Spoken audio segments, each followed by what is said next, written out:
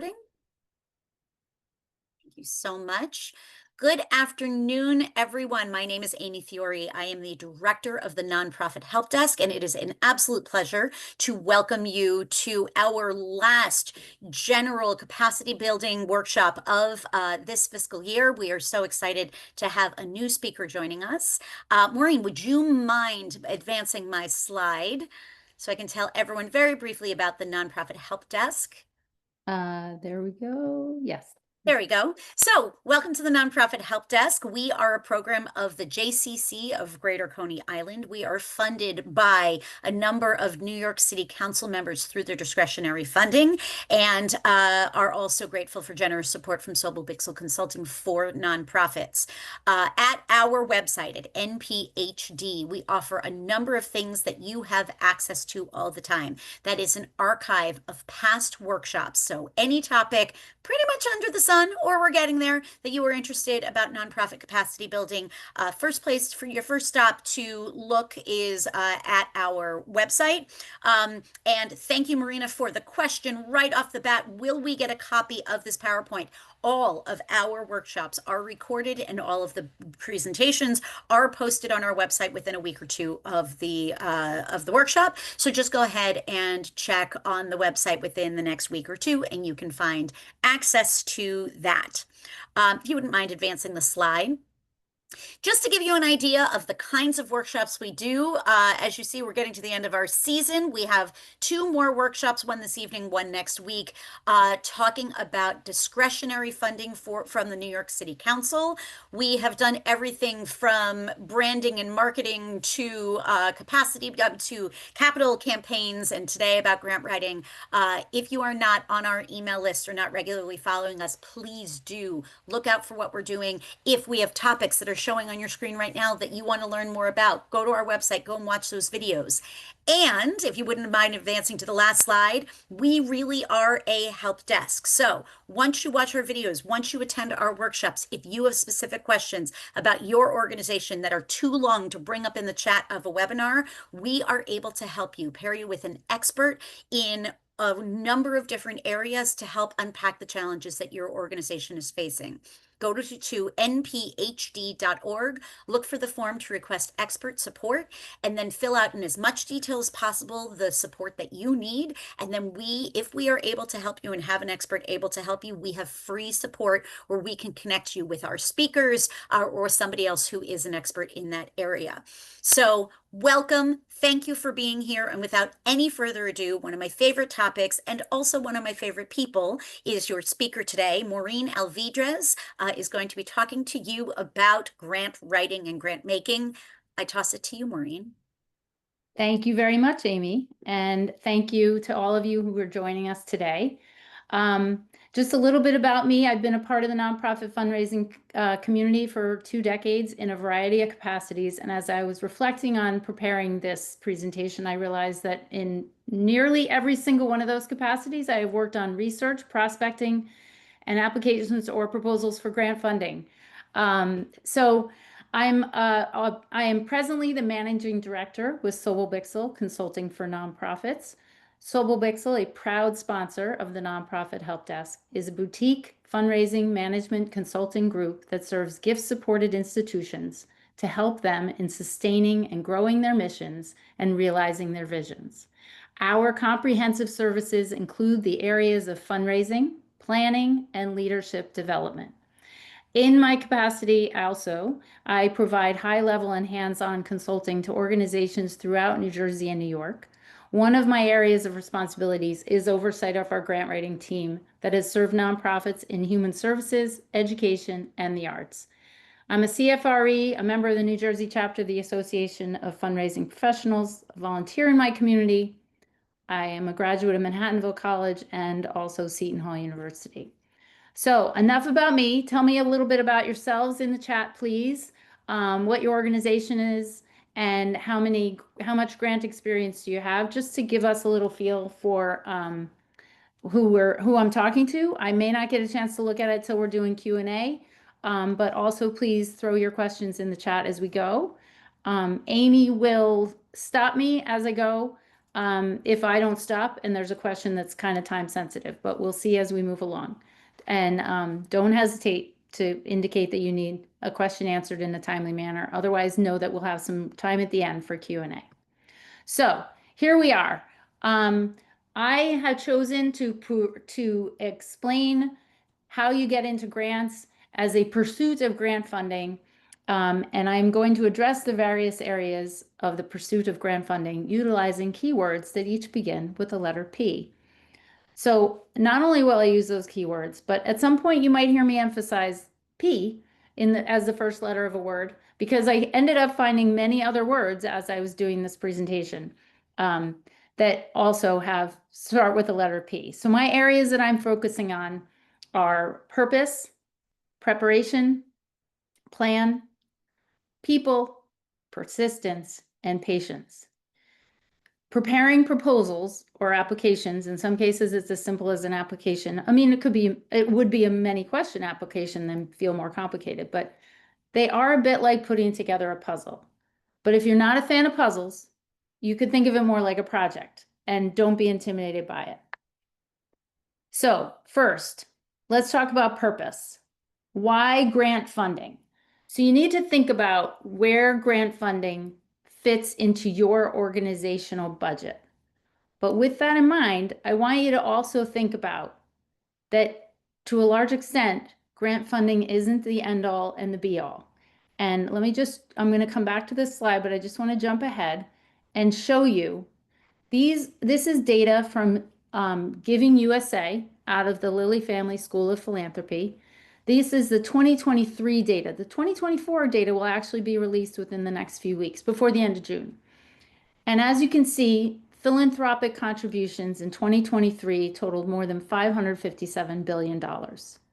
Of those, 67%, $374 billion, came from individuals. Today, we're going to talk about pursuing grants from foundations and corporations predominantly. But yes, you can receive grants from government entities, as I assume you know. And this chart does not show you government grants. This is about philanthropic dollars. And as you can see, dollars from foundations are only 19% of philanthropic dollars in the United States and 7% for corporations. So it's important to have that perspective when you are looking to get grant funding, but it's important also to seek out if grant funding is a fit for your organization, because diversifying your revenue streams for your organization is incredibly important. Furthermore, why else grant funding? Grant funding forges partnerships. You get a funder, I shouldn't say you get a funder. The funders want to invest in your mission. And therefore, the funder there are really humans attached to the funders, and you're forging relationships with those individuals and then forging partnerships with the name of that foundation, their brand, their mission.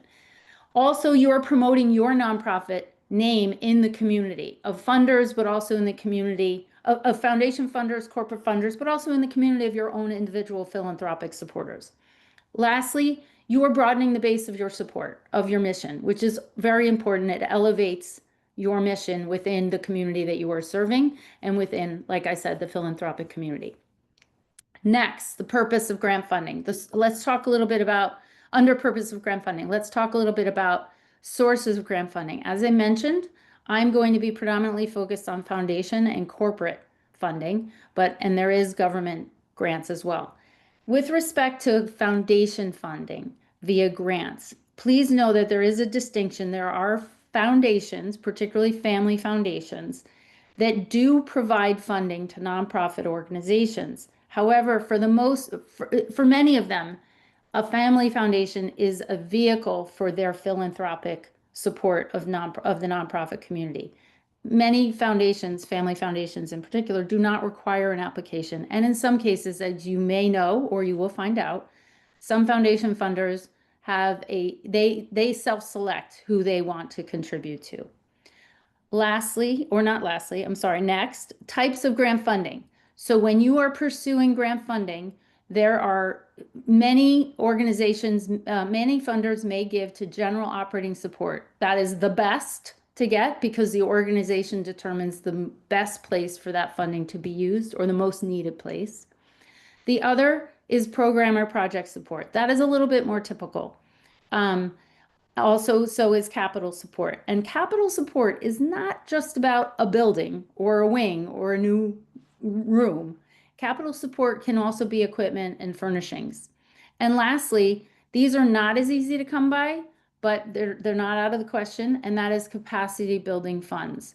And by way of a brief explanation, particularly for small and emerging nonprofit organizations, capacity building funds can help the organization to move forward more quickly in terms of fulfilling its mission, or in the case of, well, fulfilling its mission, because in some cases a funder may provide a grant for over a course of maybe even 4 years to help underwrite the salary for a new staff member in order to grow a program or even perhaps grow your development department. Lastly, under my heading of purpose, it is very, very important that when you are pursuing grants and preparing your applications, which we'll get to in a moment, that you have clarity around the purpose of your nonprofit, the organization's mission, telling the story of how the organization fulfills its mission, and also the specific need. Even if it's general operating support, it is important that the funder understands all of the aspects of what you're doing and that they understand, they can have some clarity around what they would actually be funding. All right, next, let's talk, if I can click, there we go. Oh, there we go. Preparation. All right, so there's a lot that goes into this, and I'm trying to keep it as simple as possible. So the first step in preparing, assuming, well, even if you have done some grants, you may want to revisit prospect research. Resources for prospect research include Candid, which is the umbrella for the Foundation Directory Online, and GuideStar. They are my preferred place to go for research, but I also use Instrumental, which is a platform that has also aggregated the same data that Foundation Directory has. They have other tools and they have other ways of they give you they set you up. It is a subscription service, so you can benefit from their tools in terms of reminders and notifications, and they'll tell you things that pop up as deadlines or new opportunities based on your search words. Also, there is Grant Watch and Grant Station. The other resources for looking for prospective funders are annual reports of organizations just like yourself. Just kind of scan it. Yes, you then have to go online and do your own research. But in terms of getting names of potential funders, because this is all preliminary stages. This is about gathering data of potential funders. Also, publications within the nonprofit sector, because you learn a little bit about the foundation funder or the corporate social responsibility office department. And be attentive to what's in your local news around your organization. And there may be a foundation mentioned, there may be a news release that piques your interest, and then you go and do a little bit more research. Other resources include people, your board members as a big start. They may know people affiliated with foundations or corporate offices, or know people who know people. So it's about having conversations. And then, of course, also other people within the nonprofit community. Just have conversations, start to telling your story about the mission that you are fulfilling, you may get some connections made there. So prospect research, when you are doing it, particularly using a database platform, it is important that you are mindful of the foundation's priorities. In the same way that you think about the donor's interests when you are cultivating an individual or acknowledging and stewarding an individual's support of your organization, you need to think about it that way with a foundation funder. They many foundations have been, we'll say many, have been thoughtful in identifying what areas they want to fund, where they want to fund, how they want to fund, and how much they can fund in a given year.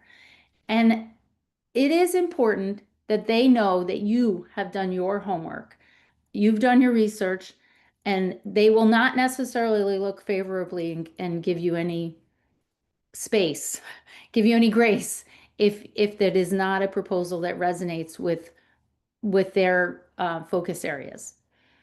So for example, if even if something comes up as a prospect and they are based in Ohio and maybe they did fund one organization in New York, New Jersey area, or but you go and look, research it, and they don't mention New Jersey or New York, this area, well, maybe don't pursue them. And if you do, they might just kind of scratch their heads and wonder, why are you asking an Ohio funder for this? So that's just a very simple way of, that's one simple example of not being attentive to particular focus areas. Next, under findings. So I mentioned that you go into the database, you do your search, you have the opportunity to use keywords, including geography and the type of funding that you would like. There's then a process. You need to refine the initial list of funders. And one example I just gave you is, so you see that they awarded an organization based in Ohio is funding New York City. Okay, they gave one grant. That doesn't necessarily mean they were going to fund anymore. You're doing further research. Also, there's the keywords, they capture a lot. It's a broad stroke. And so it does require you going to websites or applications and just learning a little bit more about the organization to determine if they really are a viable foundation funding prospect, grant funding prospect, excuse me. Okay, moving on. Preparation. So you're going to take that data. And if you, I hope that you would be able to take the data of prospects and create your first spreadsheet. And if you have already done some grant research, I strongly encourage good organization, easy to read organization, and I think a spreadsheet is absolutely ideal for it. And I can say that with a lot of experience. I've tried using a Word doc that's in a table. It's not as functional as a spreadsheet is. So assuming that you're starting from scratch, and even if you're not, I'm encouraging you, take that data of your prospect research, which by the way, you may have multiple sheets of data because you may have done keyword searches for different programs and general operating support. You can have different sheets within the same workbook and just name it initial findings, playground, initial findings, food security. And that way you can just kind of tab through and work each one as you need to go. And it's just to simplify your process. It's important to spread things out almost as if you were spreading out pieces of paper, but you're doing it electronically. Your grants tracker should have contact person details, phone number. You don't need fax numbers anymore, even though they provide them. Um, Phone number and email are key. You will also want to make sure that you are seeing what the application deadlines are. I tend to also have a column or even more than one for notes where I might put like, so for example, I might have an application deadline is October 1, but I'm then in my next column, I have, April, and I put just one date in the application deadline column so that I might sort on that. But next to it, I might have a note for myself for using the grants tracker going forward that they also have an April 1 deadline or whatever other date. So you also need to have a column for awards and declinations so that you can track what you've submitted. You're gonna track when you've submitted it, what the request was for, what the amount was for, and all of those can be in different columns. And I promise you, separating that information by columns will make it easier to use going down the line as you proceed. Another column that you will need on your submissions and your hopeful awards is you will need to definitely note when the date that a report is due on the grant award. I also have come to add to my workbooks a whole separate sheet where I keep login credentials for each of the funders.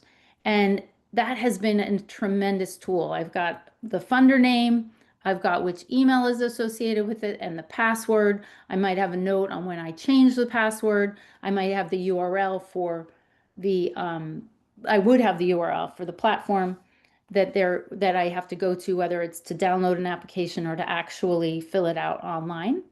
Um, and that has been a tremendous resource. I also do, by the way, I do keep passwords and login credentials in a secure vault for for security. So as I said, it is very important for you to be organized.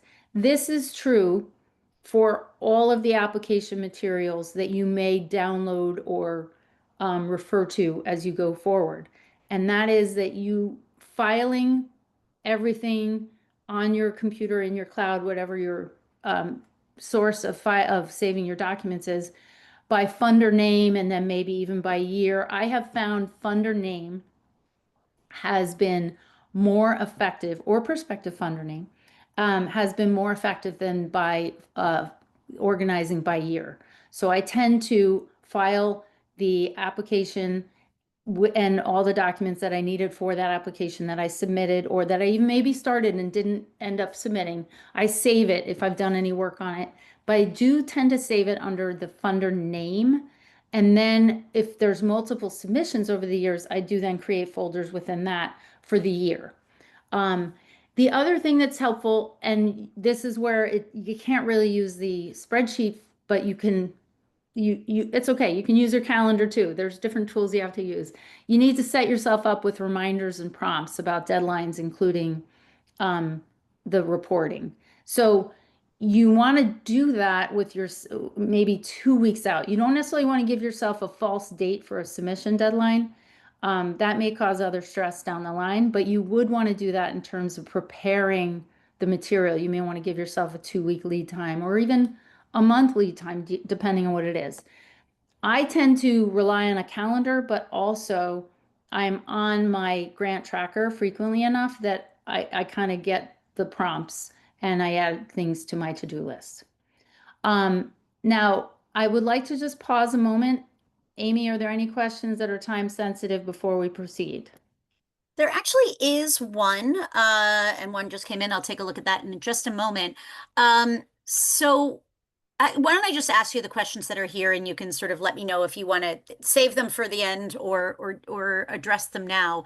The first question is, I would like to have the answers to their questions on filling out forms faster than researching the FAQs. So I think that question is what's the best way to start putting together your grant application, rather than trying to do it on their own form. You can punt that one till later, or if you want to answer it now.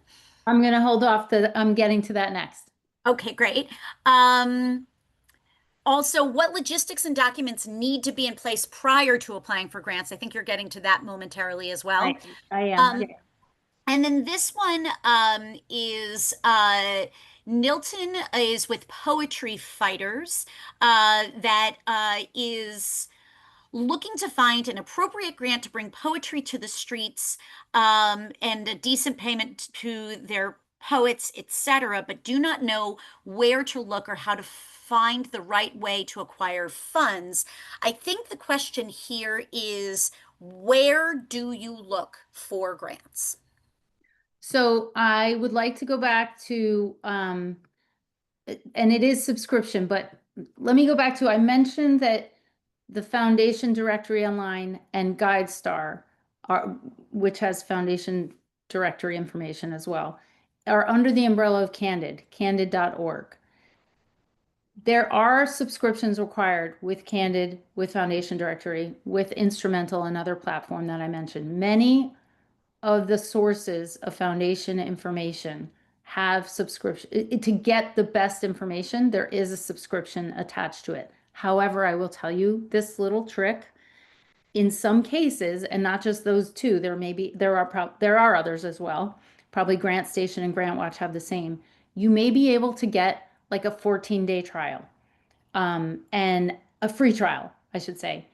And what I recommend to people is that if you are able to do that, you set yourself aside the time to fully focus, not fully focus, but make that your priority in order to pull out the data, as much data as you possibly can, get it into a spreadsheet for yourself, take a breath, and then from that data, then with those names of what maybe seem to be the most viable prospects, you then do your research using the web, because many of the foundation funders have a website. Many do not. But you can delve deeper without having to have a subscription to a service. One other thought in terms of that, though, that just came to me. I did mention this. Think about organizations that are also in this specific question about poetry. Think about other arts organizations and take a look at their publications and see who the funders may be. And then again, you're going on the internet and you're doing the research yourself to learn a little bit more about them. All right, so I will proceed with next steps that answer two questions, at least two questions that are out there. So I'm going to talk about my best practices in terms of preparing an application. But yes, I would first like to speak to, because these things can be happening in parallel, or they don't have to happen in parallel.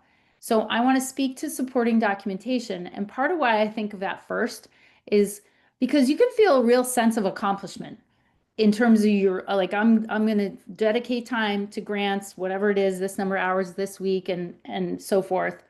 Or I have to make this my priority for this quarter, or whatever your demand is or your requirement is.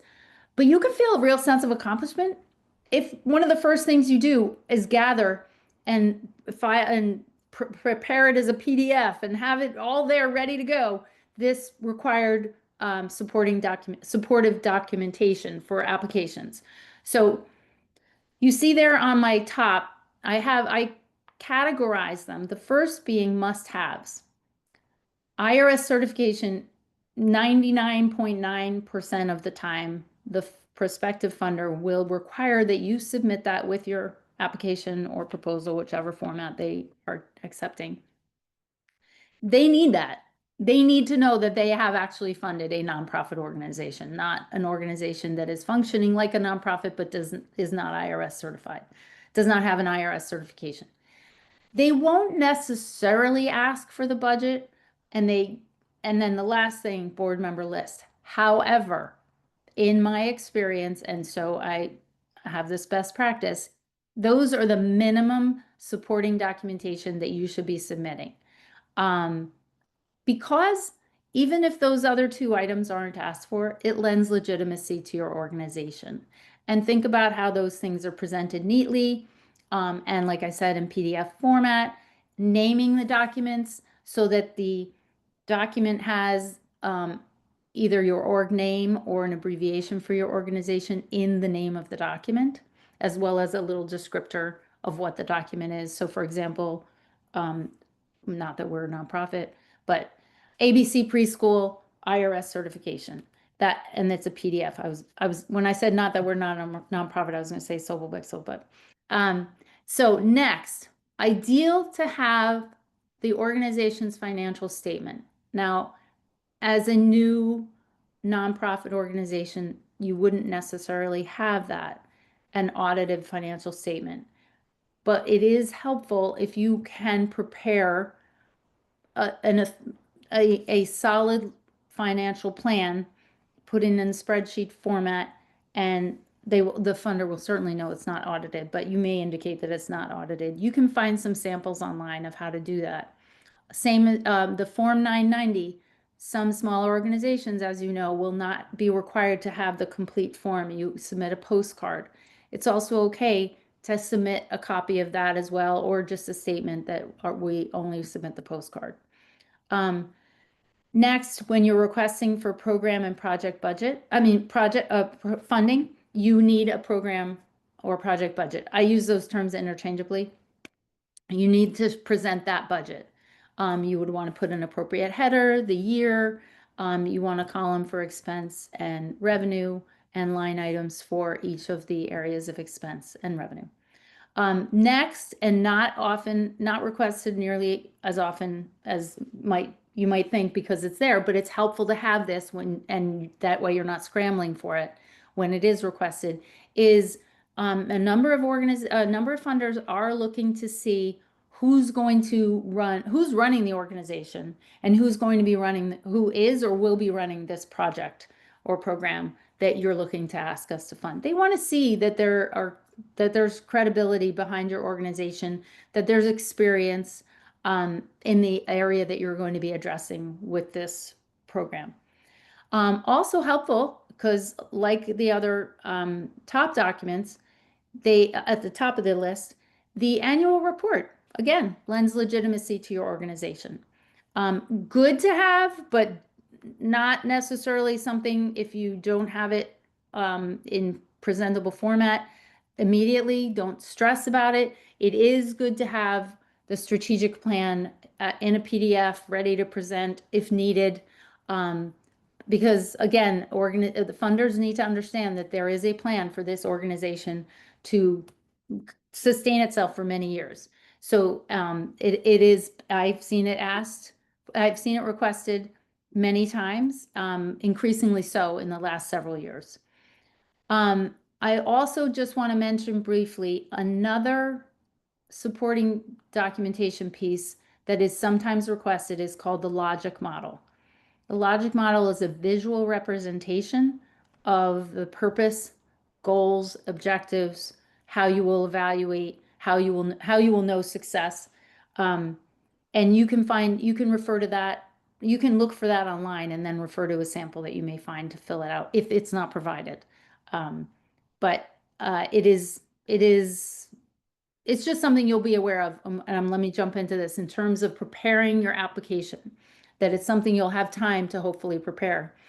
All right, so let's start with, you have the questions for the proposal or the application. I strongly encourage you to take those questions and put them on a separate documentation and respond to them on the separate document, not on the platform, not on the only form you have. So for example, I refer to a form, I refer to a platform.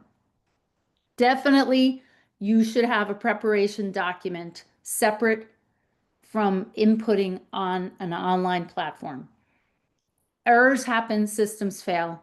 You need to have your document saved in another, you need to have your content saved in another place that you can then simply copy and paste into the little box that they give you, which hopefully the box expands. In terms of an application that you might be completing and then saving as a PDF and attaching to an email. I don't know when the last time was I mailed an application, but I have in the last 10 years at some point. But though that too, you could prepare content in another document and then copy and paste it into the pretty format or rekey it if you have to, because some of the spaces where you fill in information, you might have to rekey it. The other advantage, aside from minimizing error, is by having a separate document for preparing the content, you can collaborate more easily with other people. You could use a Google Doc, or if you're in the Microsoft Office suite, you can share the document and see people's edits, and just the whole process of collaboration. The other very important and very frustrating piece about grant applications and proposals is the preparation document, as I call it, allows you to track your word count or your character count that may be required of the application.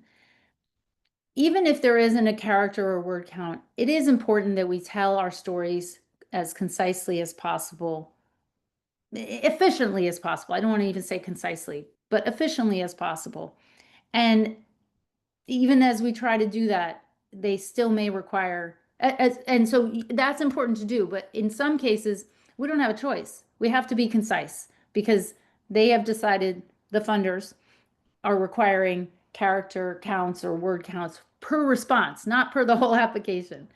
Um, so the also in terms of preparation and collaboration, it is very important that you, and I'm going to talk about this a little bit further into my presentation, that you collaborate with those who are directly responsible for the program that you are seeking funding for. They are the person who was closest to it, or persons. Their input helps. You will need to be able to substantiate why there is a need, that what the need is to be addressed, but also why are you addressing it? Why do you do it well?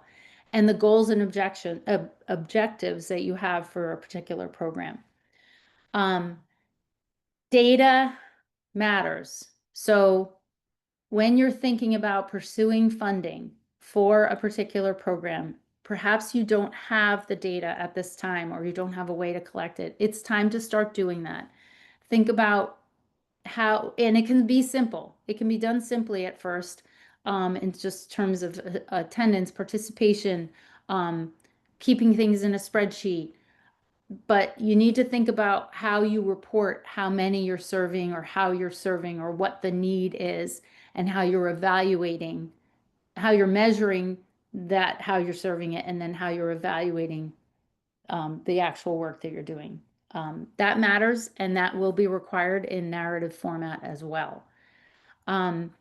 Now, let's talk about a little bit, I'd like to talk a little bit about the actual presentation of what you are submitting. As I mentioned, being concise matters.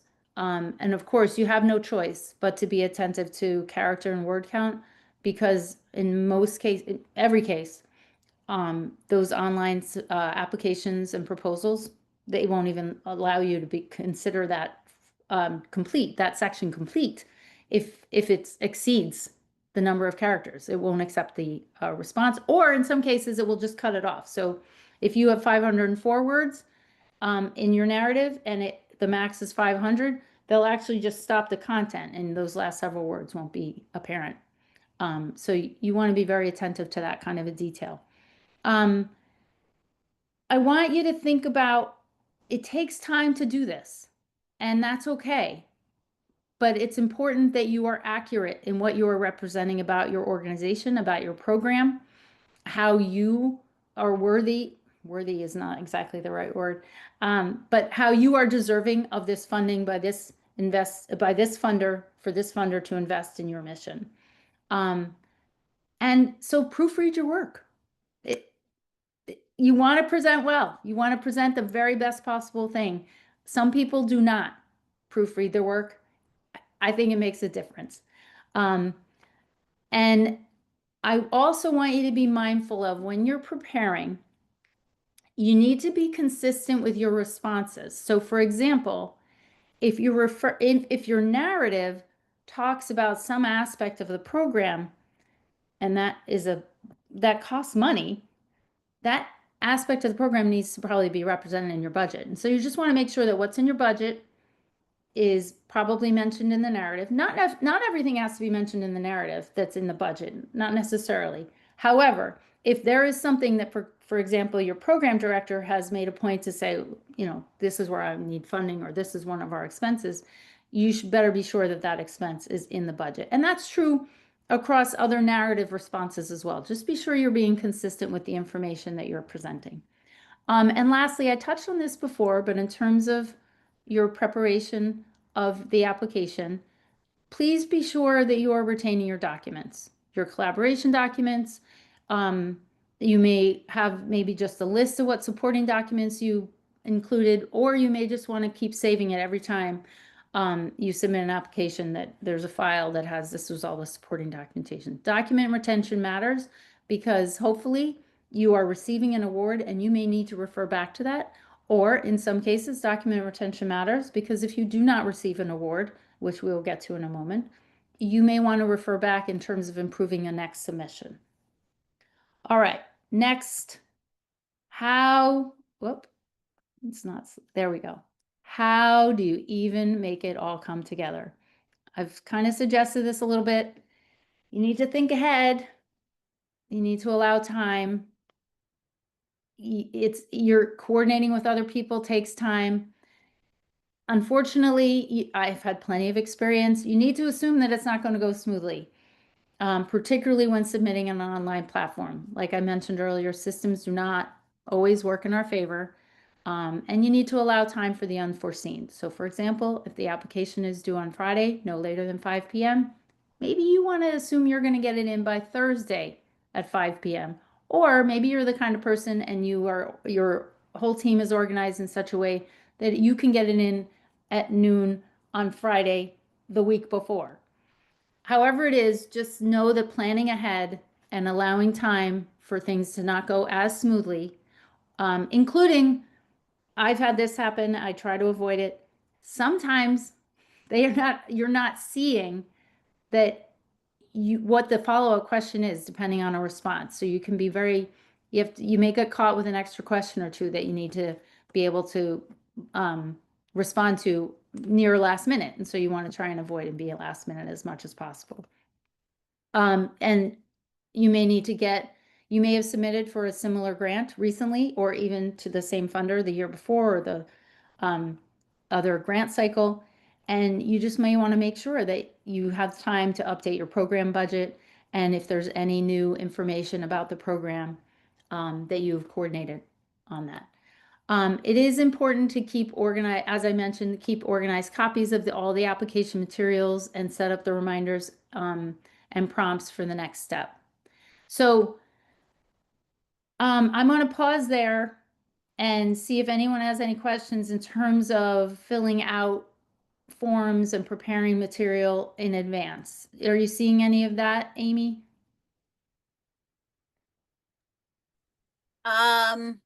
No, I have some questions that we'll get back to you Okay. at the end, but I think you can keep going. Okay, very good. Thank you. So we're going to go back now to this spreadsheet grants tracker that I'm recommending that you create and use going forward. The grants, using a spreadsheet will help you to manage the day-to-day, well, and the submission to submission. But what's important that goes in there is you're prioritizing those funders that may be the best possible fit for your mission. So for example, you may have identified that two particular funders are ideal, but perhaps one funder, their average grant amount is $1,000. And I know to some organizations that makes a huge difference. But another funder with the same deadline, their average grant amount is $10,000 and their application is comparable, and there's only so many resources you have internally to complete applications. So you may have to prioritize where you're submitting. And in some cases, yes, you may take a risk of either missing out on a potential $10,000 grant or missing out on an extra $1,000. But just be mindful that you may have to make choices and prioritize. Next, as I mentioned earlier, on your grants tracker, it's important to note awards and declinations so that it informs you going forward, but also informs you for the required reporting. And we're going to talk about that again in a minute. The other reason a spreadsheet is so helpful is because you can take this year's spreadsheet for submissions where you're tracking submissions, copy it, and then just update it. Certainly you may delete some of them for the coming year, but you just update the dates. And that way you're just not forgetting about funders who have an application deadline coming up. You don't make a mistake by keying in keying in or not keying in one. It's just an easy way to work from something, and you can delete, and then of course you can add as well.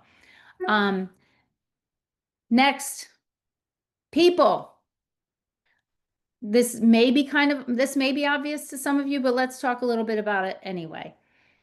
Effectively engaging with people with respect to the pursuit of grant funding starts internally.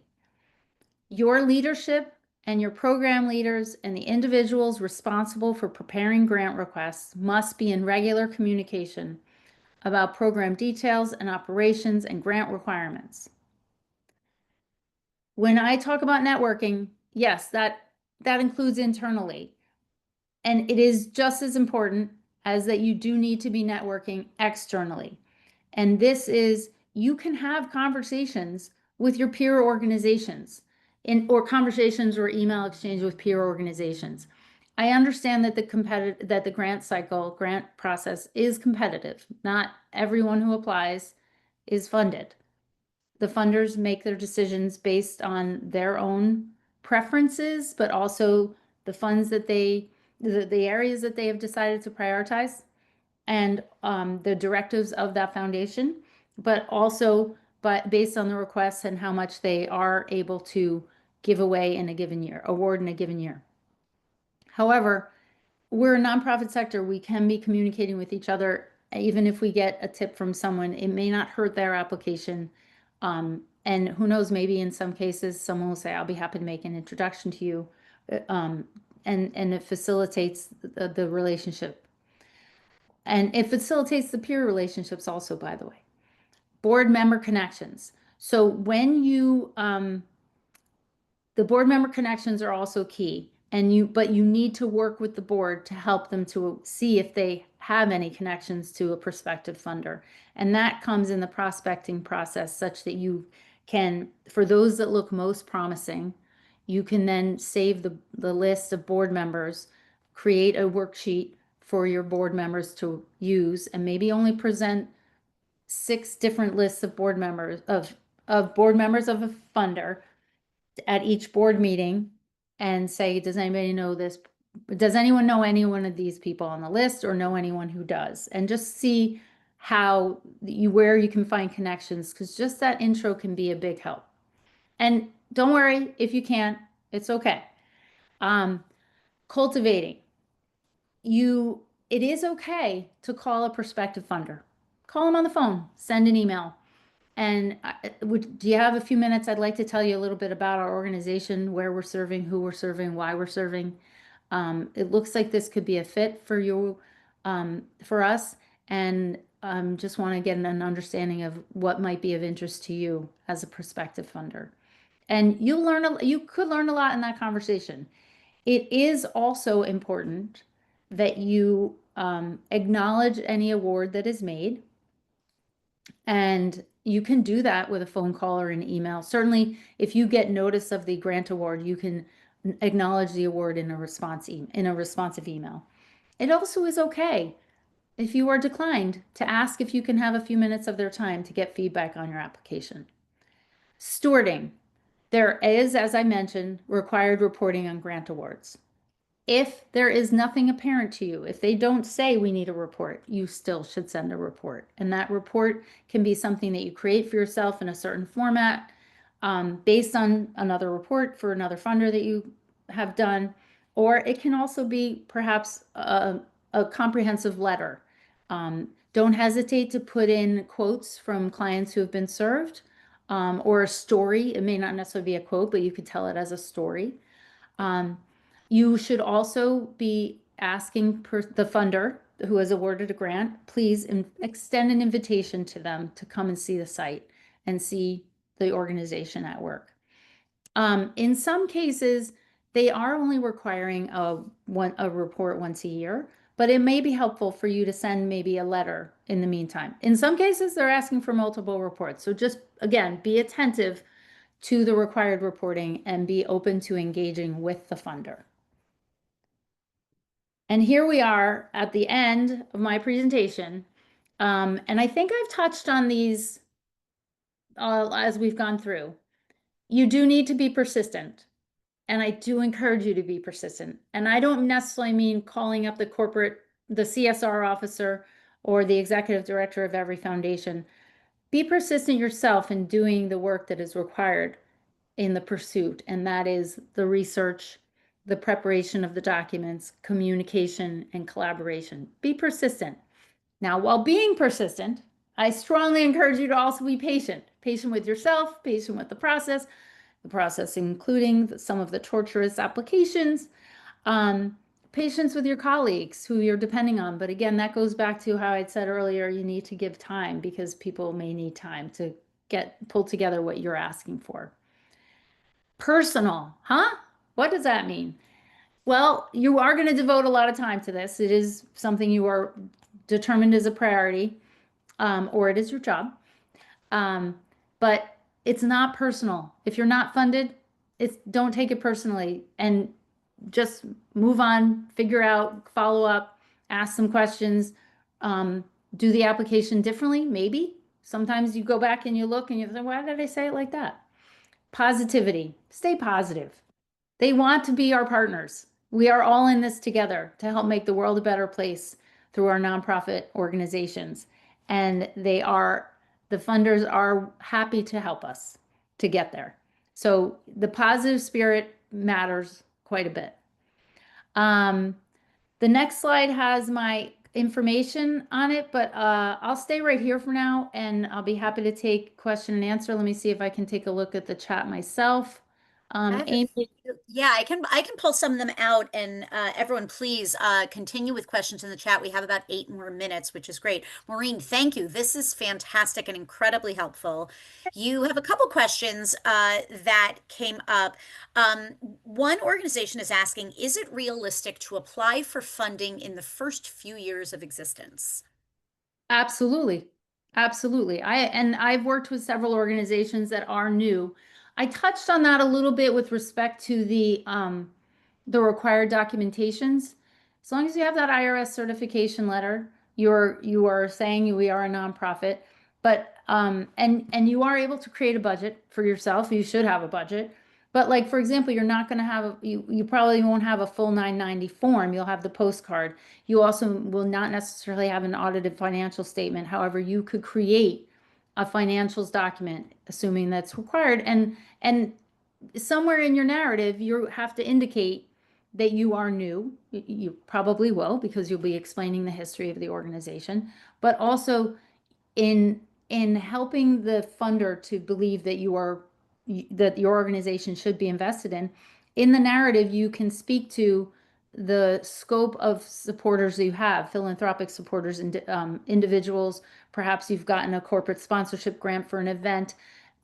You can really elevate the involvement of other supporters in order to help them feel like they're not the only ones, they're not the first out of the gate, in case they may be not wanting to be. That leads to another question I like very much is asking for an audited budget code for we only fund large organizations. So it is important. I think I may not have touched on this enough. When you are reviewing the findings of your prospective funders, it is important that you are aware of who they are funding. So it could be tricky if you do see that they are funding larger, substantially larger and more well-established organizations than yourself. But that's where getting on the phone, having a conversation starts to open the door. Um, you may speak with a program officer who will share with you, we're actually in the midst of reorganizing or readjusting what our priorities are, and we would like to help the smaller nonprofits and the newer nonprofits. So go after it if you can and find a way to make it work. Yeah, if they don't state otherwise, then there is reason to believe that you should at least try. Yeah. Um, do you name the documents that you're going to attach to your proposal by project name and ID rather than year because the grant application can take so long that it can stretch into the following year? So I said name the documents. I'm actually speaking about the actual document name, but you can put other details in the header of as you open the document. So it is most important that the organization name be in that PDF file name. I get concerned that if it's not, your file's over with someone else's. Seems unlikely. There's increasing. I mean, this is a practice I established for myself when they were printing out everything, or we were printing, or I mean, they would be printing out whatever we submitted in the email. Now, the online platforms are a lot more sophisticated, and that may not be a risk, but just in terms of your presentation, it is best practice. You have your organization name or an abbreviation, and then just what it is. So if it is the project budget and project budget 2025, 26, that's fine, but you would have put that in the top of a spreadsheet anyway. A question, is state allocation a big trend? Should you stay within a state of registration rather than within the industry? In terms of, I'm assuming that's about I think it's about funding. government funding. Okay, well, if it's about government funding, I would say most often, more often than not, your organization probably, well, it could go either way. You just have to look at the requirements for the fund, for the grantor, by the grantor, that you may be able to get funding from a different state or municipality as long as you are demonstrating that your work is happening in that state or municipality. But that is all dependent on the criteria for a particular grant. That is not universal. Now, going back to foundation funding or corporate foundation funding, that would be, they would demonstrate in the information that they're presenting what geographical limits they have. Uh, Dr. Robinson says, so informative. Thank you for sharing your knowledge. Can you please provide your contact info? So Maureen, if you care to, you can flip to the last slide for that. Right there. Maureen is one of our facilitators. So if you did want to schedule one-on-one expert time with Maureen, you can go ahead and fill out a form at the help desk. We are getting to the end of our fiscal year, so it may not be until our budget is approved for next year that we can pair you, but that is a possibility. And a question from Nilton, independent cultural developer or cultural curators can also apply to grants, or is it only for nonprofits? So, I think Nilton, you're asking, can you apply as an individual artist, or cultural, as an individual versus as an entity? Nilton, if you want to come off of mute and clarify, we'd be happy for you to do that. Hello. Thank you very much for allowing me to be here today. Maureen, it was very illustrative today to listen to you. Thank you so much. I've been working on cultural spaces for quite long, and we were trying to look for budgets in order to develop our activities. And I remember I found one grant that they were trying to offering money to build different activities in the city related to our cultural spaces, like related to art, acting, theater, music, and poetry. But my big concern is, do I need to be an entity to get a grant, or I can apply being an individual, or only I don't know, a normal person who are developing arts for the city? So with any foundation funder and more than, any corporate foundation funder as well, they will tell you what the criteria is, and they may state all funds will only be dispersed to a nonprofit organization. But this is all in the criteria and important to read it. Many small or new efforts to become a nonprofit start by having a fiscal sponsor, another nonprofit organization. So I recommend that you may look into that, but I have not seen an abundant number of foundation funders that are awarding to individuals, even if it is, of course, a pursuit. What you're doing is for the public interest. So I would just look into it a little bit further, and then also look into the fiscal sponsorship angle. With that, Maureen, we get to, I believe, the end of our questions. Thank you so much, Maureen, for this excellent presentation. Thank you, everyone, for joining us today. We will see you soon at the Nonprofit Help Desk. As we mentioned, all of our videos and slides are available, and we will see you next year. Thanks, everyone. Thank you.